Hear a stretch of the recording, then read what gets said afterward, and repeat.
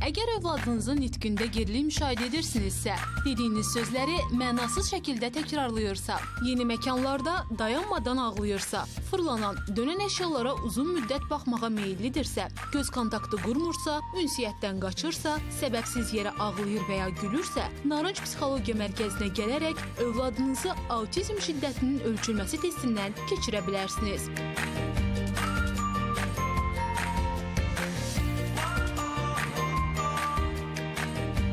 Autizm şiddətinin ölçülməsi testi Azərbaycanda ilk dəfə olaraq Narınc Psixologiya Mərkəzində həyata keçirilir. Mərkəzin rəhbəri klinik psixoloq Narınc Rüstəmovanın Türkiyədən gətirmiş olduğu yeni proqram sayəsində artıq uşağınızda autizm olub-olmaması şübhələrinizə son qoya bilərsiniz. Mərkəzin peşəkar mütəxəssisləri tərəfindən tətbiq edilən xüsusi proqramlarla problemi qısa müddət ərzində aradan qaldıra biləcəksiniz.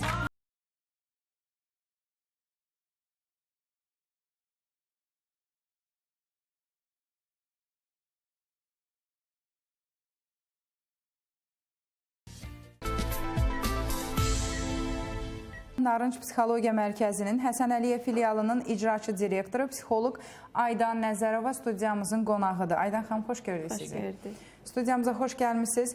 Müraciətlərinizi Narınc Psixologiya Mərkəzinə edə bilərsiniz. Bugün çox maraqlı bir mövzu seçmişik, mutizm. Çoxdur bizə yazanlar, əminəm ki, Narınc Psixologiya Mərkəzinə də müraciətlər çox gəlir ki, uşağımın artıq yaşı keçir, amma hələ danışa bilmir. Danışa bilməmək ayrı, danışmaq istəməmək ayrı. Yəni, bütün bunlar yenə də hər bir halda valideyni, nənəni, babanı düşündürür. Heç bir dərman uşağa danışıq öyrətmir. Belə şeylərdə diqqətli olun. Bəli, razıyam. Əgər uşaqda hər hansısa bir problem varsa, bu problemlər ya biolojidir, ya nevrolojidir, ya da psixolojidir. Amma bioloji səbəblə, nevroloji səbəblə dərmanı həkim məsləhət görməlidir. Bu da danışıq üçün deyil. Yəni, danışığa mane olacaq səbəbi ortadan qaldırmaq üçündür. Çünki siz deyəcəksiniz, uşağım danışmır. Apardım həkimə, dedi, nevroloji səbəbdən danışmır, amma nevroloji səbəbin adını da demirlər. Və o dərmanı qonşunun uşağına məsləhət görəndə burada aləm dəyir bir-birinə. Sizi dinləmək istəyərdim. İlk öncə istəyərdim mutizm haqqında bir məlumat verim. Ümumiyyətlə, mutizm latincadan tərcümədə susqunluq, səssizlik deməkdir. Biraz daha açıqlamasını verək. Yəni, mutizmli uşaqlar əslində danışa bilirlər. Nitqləri var, sadəcə olaraq danışmırlar müəyyən səbəblərdən. İndi yaranma səbəblərini açıqlayacaq ki, niyə danışmırlar bu uşaqlar? Burada müxtəlif səbəblər ola bilir. Ailə daxili münaqişələr ola bilir, valideynləri ayrılmış uşaqlar da ola bilir, natamam ailələr də və yaxud valideynləri rəhmətə getmiş ailələr də ola bilir. Köç edən, müəyyən bir yerdən başqa bir yerə köçən ailələrdə ki, olan uşaqlarda daha çox rastlaşa bilirik. Eyni zamanda müəyyən bir təbii fəlakətlər, məsələn, yanğındır, uşağın keçirdiyi hər hansı bir xəstəlikdən də dolayı ola bilər, uşağın nitqində dayanmalar olur. Və biz əsasən belə uşaqlara özgüvənsiz uşaqlarda daha çox rastlanırıq. Əslində, mutizmin iki növü daha çox məlumdur. Selektiv mutizm və total mutizm. Əsasən isə ən çox yayılanı selektiv mutizmdir. Bizdə daha çox müraciət edənlər arasında selektiv mutizm çoxdur. Selektiv mutizm seçici mutizm deməkdir. Selektiv sözündən götürülübdür latinca tərcümədə. Və bu uşaqlar seçib danışırlar. Məsələn, evdə ata var, ana var, nənə var, baba var. Ya ata ilə danışırlar, ya ana ilə danışırlar. İlk əvvəllərdə hamı ilə danışa bilirlər və bu getdikcə təcrid olunur. Məsələn, 3 nəfərinə danışırlar, daha sonra 2 nəfərinə, daha sonra 1 nəfərinə. Valideynlər nə zaman fərqinə varır? Artıq görür ki, uşağım hamı ilə danışırdı, indi məsələn, tək ana ilə danışır. Və yaxud da elə bir durumlar olur ki, tutalım, ana ilə evdə çox sərbəst şəkildə danışa bilir uşaq. Amma gedirlər, hər hansı bir qonaq mı gedərlər və yaxud hər hansı bir cəmiyyətə çıxanda heç orada belə ana ilə danışmır. Hətta qulağına o qədər zəif pıçıltılı səslə danışır ki, heç ana onu belə eşidə bilmir həmin durumda. Həmin o diskomfort, özü üçün hiss etdiyi diskomfort mühitdən uşaq çıxdığı kimi ana ilə artıq danışmağa başlayır. Və bu artıq anaya bir siqnaldır ki, yəni mənim uşağımda hansısa bir psixoloji narahatçılıq ortaya çıxıbdır. Və burada artıq psixoloqa müraciət edirlər. Bəzən də çox vaxt autizmlə bunu çox qarışdırırlar, həddindən çox qarışdırırlar. Əslində, burada fərqləri çoxdur. Autizmli uşaqlarda bəzən nitq zəif olur, bəzən heç olmur. Amma mutizmli uşaqlarda isə nitq olur. Sadəcə olaraq özləri bilərəkdən danışmırlar. Yəni, müəyyən bir səbəbdən danışmırlar. Nitqləri varkən danışmırlar. Həmçinin də mutizmli uşaqlarda istədikləri insanlara qarşı münasibətləri olur, danışırlar, ünsiyyət qururlar. Amma autizmli uşaqlarda isə bilirik ki, sosiallaşmada problem yaşayırlar. Həmçinin də nitq baxımından da fərqləri fərqlənirlər. Yəni dediyim kimi autizmlərdə nitq olmur və yaxud da xəfif olur, amma mutizmli uşaqlarda nitq olur. Oxşar hansı əlamətləri var ki, sadəcə danışmamaqdır ki, bunu qarışdırırlar? Bəli, danışmamağa görə qarışdırırlar ki, yəni susqunluq olur. İnanın ki, bizdə elə mutizmli uşaqlar olubdur ki, selektiv mutizmli təbii ki. Yəni onlara çox belə sakit şəkildə otururlar, heç bir nədən narahat olmurlar. Onları bir mühitə qoyun, diskomfort mühitində təbii ki.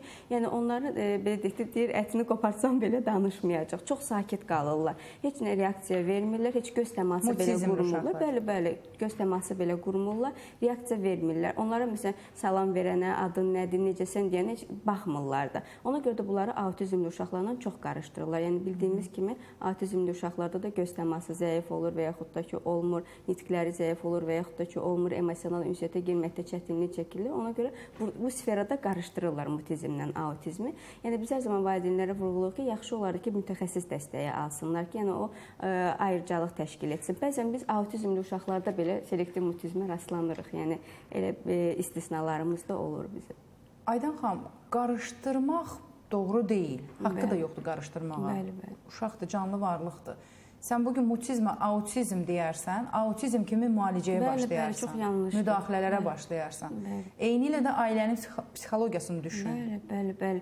Yəni təsəvvür edin, yəni qarışdıranda artıq yanlış bir istiqamətdə gedir terapiya və nəticə də əldə etmək olmur onda.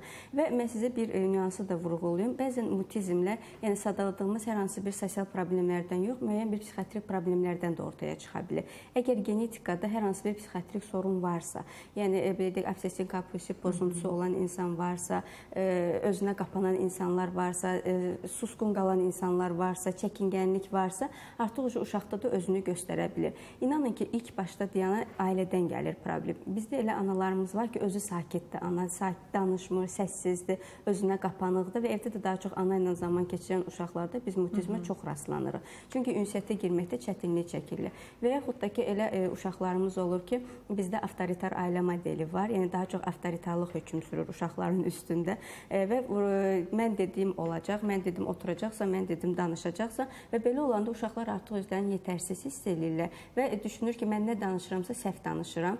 Çünki uşağa əslində danışırsa, səhv vurğulayırsa nəyisə, bəli. Yəni onun yanlışını düzəltmək lazımdır. Amma əksinə bizdə elə valideynlərimiz var ki, düzəltmirlər. Sən səhv dedin.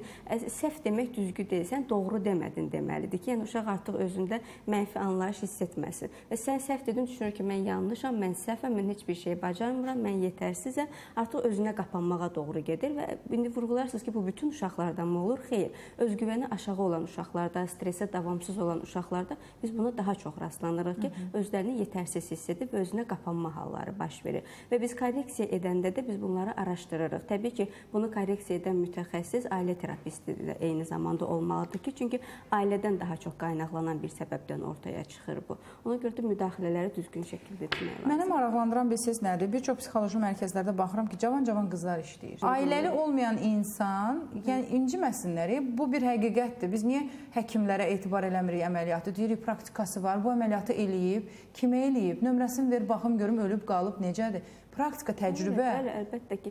Bunun da təcrübəsi özünün ailə həyatını, öz evladı olmalıdır, öz ailə həyatı olmalıdır ki, bu kiminsə körpəsinə bir ana qayğısı göstərsin. Əlbəttə ki, nüansı vurğulayım. Bəli, yəni müəyyən nüanslarda yanlış sayılır o. Elə psixoloji narahatçılıqlar var ki, orada təbii ki, ailəli olmaq və övladı olmaq çox önəmlidir ki, yəni müəyyən bir uşağa ailəyə müdaxilə edə bilsin deyə, düzgün yol göstərə bilsin deyə. Amma məsələn, bizdə vurğuladığımız davranış pozuntusudur, hiperaktivdir, yəni bu tip uşaqların işləyənlərdə yəni ki, bəli. Amma sırf bu tip, məsələn, mutizmdə mütləq şəkildə, yəni ki, ailə anlamı düzgün şəkildə formalaşmalıdır. Biz hər zaman mütəxəssislərimizə vurğulayırıq ki, nəzəriyyə ilə kifayətlənməyin, yəni təcrübə, praktika çox önəmlidir. Bəzən çox ümumiyyətlə mütəxəssislərin əksəriyyətində var, ancaq nəzəriyyəyə yönəlirlər, əzbərliyə nəzəriyyəni bilər, amma təcrübə daha çox önəmlidir. Məsələn, mən hər zaman deyirəm ki, mən özüm 7 il uşaq psixologiyası sahəsindəyəm, amma mən düşünürəm ki, hələ də uşaq psixologiyası sahəsində davam etməliyəm. Yəni, məsələn, yeniyetməlik psixologiyasını hələ keçid etmirəm. Çünki hələ öyrəniləcək çox şeylər var, təcrübə ediləcək çox şeylər var. Yəni, onun üçün də mütləq şəkildə təcrübə önəmlidir. Mutizmin növlərini dediniz. Bəli, bəli. Selektiv, bir də Selektiv total. və total mutizm. Total ümumiyyətlə danışmır. Ümumiyyətlə belə deyək, totalda ümumiyyətlə heç vaxt nitq olur, danışmırlar, susqun qalırlar, heç kimdən danışmırlar. Amma digər selektivdə seçirlər, yəni özləri seçir. Bəli, kimlə danışmaq olar və ya hansı ki özlərinə daha yaxın bilirlər, daha uyğun bilirlər öz daxili aləmlərini, onu seçib danışırlar. Amma total mutizmdə isə heç kimi seçmirlər. Ümumiyyətlə hansı qapalı birinin olurlar. Yəni müalicə deməyək, yəni terapiyası təbii ki, selektiv mutizmdə daha asandır. Total mutizmdə ən çox dayanan psixiatrik problemə daha çox dayanır. Selektiv mutizmdə dayananlar da olur, amma totalda konkret dayanır psixiatrik pozuntuya. Ona görə də orada artıq dərman müdaxiləsi də lazımdır. Psixoloqla bərabər şəkildə işlənməlidir. Medikamentoz olmalıdır ki, biz nəticə ala bilək deyə. Çünki yəni orada artıq özünə qapanmalar olur. Mən hər zaman vurğulayıram ki, stresin uzantısı depressiyadır. Yəni ondan artıq o tərəfə yoxdur. Mutizm də çəkingənliyin, utancaqlığın uzantısıdır. Yəni son nöqtəsidir, pik nöqtəsidir. Ona görə uşaqlar çəkingən olduqları təqdirdə, utancaq olduqları təqdirdə artıq bu siqnal deməkdir ki, uşaqda hər hansı bir psixoloji narahatçılıq var. Yəni bu getdikcə daha da arta bilər. Həmin anda müdaxilə olunanda, yəni selektiv mutizmi görə bilmirik. Onda artıq daha yüngül formada çəkingənlikdə daha tez korreksiya olunur. Amma selektiv mutizmli uşaqlarla işləmək üçün səbr lazımdır ilk öncə. Çünki biz belə uşaqlara özgüvən üzərində daha çox işləyirik, davranış terapiyası daha çox tətbiq edirik. Məsələn, daha çox səbirli olmalıdır, çünki uşaqlar seansda danışmırlar, heç göz təması belə qurmurlar səninlə. Yəni, hər hansı bir terapiyanı ona belə həmin ilk seansda tətbiq edə bilmirsən. Müəyyən seanslar keçməlidir ki, sən nəticə ala biləsən. Yəni, inan ki, selektiv mutizmli uşaqlarla 3-5 seansdan sonra onlar pıçıltılı danışmağa başlayırlar hələ. Yəni, qaldı ki, səslərini ilk başdan eşitməyə. Müəyyən zaman ötməlidir ki, artıq onlarda istənilən nəticə alınsın və təbii ki, bu yolda bizə ailə dəstək olmalıdır mütləq şəkildə. Və hətta bizdə elə uşaqlar var ki, valideyn birinci sinifi bitirən uşağı gətirir ki, bir ildir müəllimə onun səsini eşidə bilmir. Dərs danışmır, lövhəyə çıxmır, əlini qaldırmır. Yəni artıq bu da selektiv mutizmdən bir xəbər verir. Uşaqlarla ümumiyyətlə söhbət etmir tənəffüsdə, ancaq özünə qapanıb, öz sırasında, partasında oturur, dərsə gedir, gəlir. Valideyn gətirməsə nə olacaq o uşağın aqibəti? Valideyn gətirməsə artıq getdikcə özünə qapanmalar gedəcək və müəyyən belə deyək, yaşdan sonra, daha çox 18 yaşdan sonra nəzərdə tutulur ki, şəxsiyyət formalaşandan sonra artıq psixiatrik problemə çevriləcək. Yəni özünə qapanmalar gedəcək, səs eşidəcək, qulağı, gözünə görsənmələr gedəcək. Daha çox psixiatrikə yönəlik bir problem olacaq. Selektiv mutizm iki formada daha çox özünü göstərir. İlk məktəbə qədər dönəmdə, hansı ki, yəni uşaqlar nitqini açırlar, danışmağa başlayırlar. Sosiallaşmalıdır da, uşaq sosiallaşmalıdır. Dediyiniz o problemlər varsa, yaxşı olar ki, o məktəbə qədər, məktəb qəbulu sırasında belə konsultasiyalarda psixoloqlar əyləşsinlər, uşaqların nitq aparatına baxsınlar, uşaqları boş yerə müəllimlər cəzalandırmasın, istəyir 2 versin, istəyir xəttkeşlə əlinə vursun, ixtiyarı yoxdur cəzalandırmağa. Əgər bu uşağın bu problemi varsa, biz onun adını çəkingənlik qoyuruqsa, halbuki bu çəkingənlik deyil, amma mutizmdir və ya autistik hər hansı bir əlamətdir.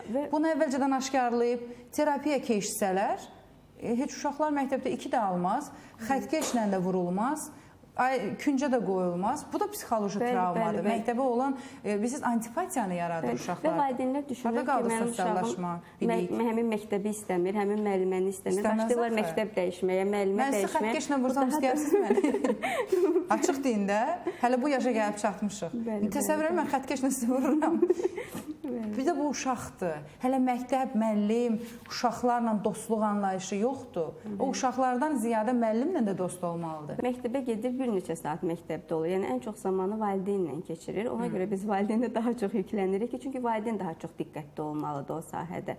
Yəni müəllimənin belə deyək vəzifəsi, əsas vəzifəsi dərs keçib öyrətməkdir ona. Düzdür, yəni digər sizin sadaladıqlarınız da çox önəmlidir. Bir il müddətində bu uşaqlar oturur orada. Amma yəni ki, təəssüflər olsun ki, var elə. Və inanın, elə müəllimlərimiz var, İlhamə xanım, valideynə vurğuluyurlar, sənin uşağında psixoloji narahatçılıq var, bunu psixoloqa apar. Valideyn göz ardından gəlir, düzələcək deyib il-ilə ötürür, ay-aya ötürür. Mutizm uzun müddətli olur, yəni davamlı olur, yoxsa bu da bəzi problemlər kimi keçici ola bilər? Selektiv mutizm düzələn bir problemdir, yəni ki, amma total mutizmdə qalıcılıq olur bəzən. Bəli, qalıcılıq olur bəzən, çünki o artıq qabarmış formasıdır da mutizmin. Düzəlmir, daha da üstünə gəlir, bayaq sadaladığımız kimi artıq psixiatrik problemə çevrilir və nə qədər də o terapiya olunsa da, xırda da olsa, xəfif də olsa qalıcılığı olur, yəni. Amma selektiv mutizm, bəli, tam nəticə əldə etmək mümkündür. Təbii ki, ki, ilk öncə psixoanaliz edirik ki, yaranma səbəbini araşdırırıq ilk öncə ki, nədən yaranıbdır və biz oradan müdaxilə edək ki, onu korreksiya edə bilək deyə. Artıq o korreksiya olandan sonra hər şey qaydasında olur. Bir nüansı da vurğulayım, əgər valideyn uşağında, yəni bu kimi əlamətləri hiss edirsə, çəkingənlikdir, utancaqlıqdır, özünə qapalıqdır. Başqa nə varsa bütün əlamətləri sadalayın zəhmət olmasa. Çəkingənlikdir, utancaqlıqdır, heç kimlə ünsiyyətə girməməkdir, seçici danışmaqdır, bir nəfəri seçir və ondan danışmağa başlayır və yaxud getdikcə də artıq onu da unutmağa doğru gedir. Cəmiyyətə çıxanda ümumiyyətlə sakit oturur, heç bir şeyə reaksiya vermir və bu kimi hallara əgər uşaqlarında görürlərsə valideynlər və belə deyək də bir aya qədər güzəştə gedə bilirik, yəni amma bir ay keçirməsinlər. Çünki bir aydan sonra getdikcə daha da qabarır mutizmin əlamətləri. Ona görə maksimum bir ayı ötürməmək şərti ilə yəni psixoloqa müraciət etməlidir. Yəni bir ay gözləyirik ki, keçicidirsə özü keçsin. Bəli. Bir aydan sonra artıq müraciət mütləqdir, mütləq şərtdir olmalıdır ki, yəni biz müdaxilə edə bilək ki, nəticəni erkən ala bilək. Və bəzən gecikdirirlər uşağı, məsələn, selektiv mutizmdən söz açmışıq, gecikdirirlər uşağı. Məsələn, uşaq 1 ildir, 2 ildir artıq mutizmdən əziyyət çəkir. İnanın ki, bu uşaq üçün də rahat deyil, yəni özünü ifadə etməkdə çətinlik çəkir, özünə qapanır, özgüvəni aşağıda düşünür ki, mən yetərsizəm, bu onun üçün daha çətindir. Və valideyn bunu ötürür, artıq bu qabarmış şəkildə psixoloqa müraciət edir və tez nəticə istəyirlər. Yəni 3-5 seansa nəticə istəyirlər ki, bizə tez düzəlsin uşağımız. Yəni bu təbii ki, qeyri-mümkündür. İnanın ki, 3 ilə 5 ilə yaranan bir problem necə 3 seansa, 5 seansa həll oluna bilər. Bunun üçün də müəyyən bir müddət lazımdır təbii ki. Bu diaqnozu qoymaq üçün yaş fərqi var? Ümumiyyətlə, diqqət yetirirsiniz bu yaşa? Bəli, yaşına diqqət yetiririk. Mutizmdə əsasən 2 formada olur. Erkən mutizm olur, bir də məktəb dövrü mutizmi olur. Erkən mutizm, yəni məktəb yaşına qədərdir, 6 yaşa qədər əsasən nəzərdə tutulur. Amma 6 yaşdan yuxarı artıq məktəb mutizmi nəzərdə tutulur. Yəni bu nə deməkdir? Yəni 6 yaşa qədər olan erkən mutizmdə bayaq sadladığım əlamətlər xəfif şəkildə özünü göstərə bilir. Çəkingənlikdir, utancaqlıqdır. Məsələn, bayaq vurğuladığı 4 nəfərlə danışırdı, sonra 3 nəfərlə, sonra 2 nəfərlə. Yəni Bəli, getdikcə onlar hamısı qabarmağa başlayır, artmağa başlayır. Məsələn, 4-üsə 3 olur, 3-üsə 2 olur və artıq bu əlamətlər artdıqda artıq məktəb mutizmi. Onda belə çıxır ki, seçici totala keçir. Bəli, getdikcə totala çevir, əlbəttə keçir yəni ki. Və keçir, heç kimlə danışmır və artıq psixiatrik problemlər. Xroniki vəziyyətdə keçir, uzanır. Bəli.